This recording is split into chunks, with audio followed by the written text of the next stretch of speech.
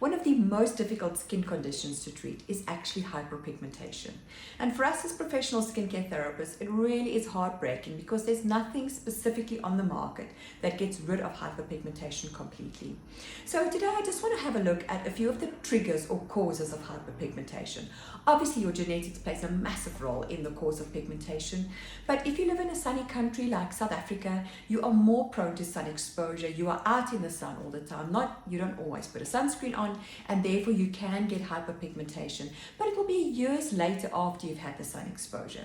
That's the most easy one to treat actually for us as skincare therapists, because your trigger has been removed. You'll start using a sunscreen, stop going out in the sun that much, and we can then treat that skin through means of different aesthetic type of treatments we have available. Then we also have one of the more difficult hyperpigmentations to treat, which is called post-inflammatory hyperpigmentation.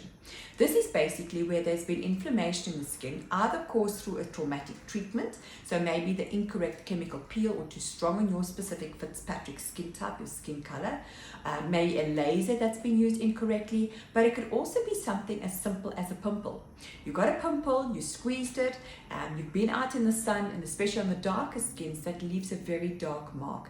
Difficult to get rid of, but we can get rid of that. Keeping the skin calm, loads of anti-inflammatories, and obviously doing a light chemical peel to try and remove that from the skin is probably the easiest. When we then look at the hormonal pigmentation, which is really difficult to treat because unless we remove the trigger, that pigmentation is not going to get better. So we have a condition called chloasma, which is what we mostly find in a pregnant woman. And that is particularly when they are pregnant, there's a change in hormones and you get that what we call the mask of pregnancy or chloasma. So there's pigment on the cheeks, there's on the chin, there's on the upper lip, a little bit on the nose, and then predominantly on the forehead as well. Often the cheeks really stand out quite bright.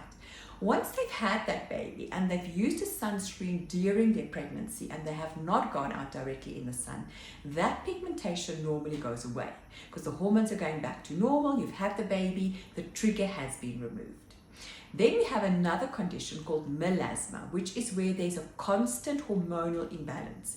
Whether or not you're pregnant, doesn't matter your age, you could even get it later on in life or earlier on in life. And that melasma is all due to hormone changes. That is very, very difficult to treat because even if you use sunscreen and you might just even be in an environment where it's warm, that melasma can actually flare up. So that is a very difficult skin or pigmentation to treat, and often with us what we could do in the medical arena, the aesthetic arena, is just to really keep it under control, improve it slightly, but we cannot get rid of it until the hormones have been balanced completely.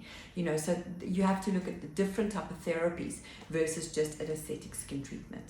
The best thing we all can do to try and prevent hyperpigmentation is to use a sun protection every single day. When there's light, you have sunscreen on. So for me in South Africa, every single day I've got an SPF of 50 on, and I don't go anywhere without that on my face particularly. And then of course as we get older, everything slows down, and even your cells that make the pigment, the melanocyte, some of them slow down. So some stop making pigment, some still make pigment, and therefore you get that mottled pigmentation, so that uneven skin tone. Now, interesting enough, when a survey was done in America to find out what consumers you perceive as aging on a skin. And we normally would think, everybody would say wrinkles. Wrinkles causes aging, and if they have a lot of wrinkles, I think that they're old. The interesting thing is people actually said an uneven skin color, so that uneven skin pigment, for them is a sign of aging versus the wrinkles in actual fact. So apply your sunscreen every day, no matter where you live. If there's light, have sunscreen on. And in the next couple of videos, we'll look at a couple of treatment solutions for hyperpigmentation.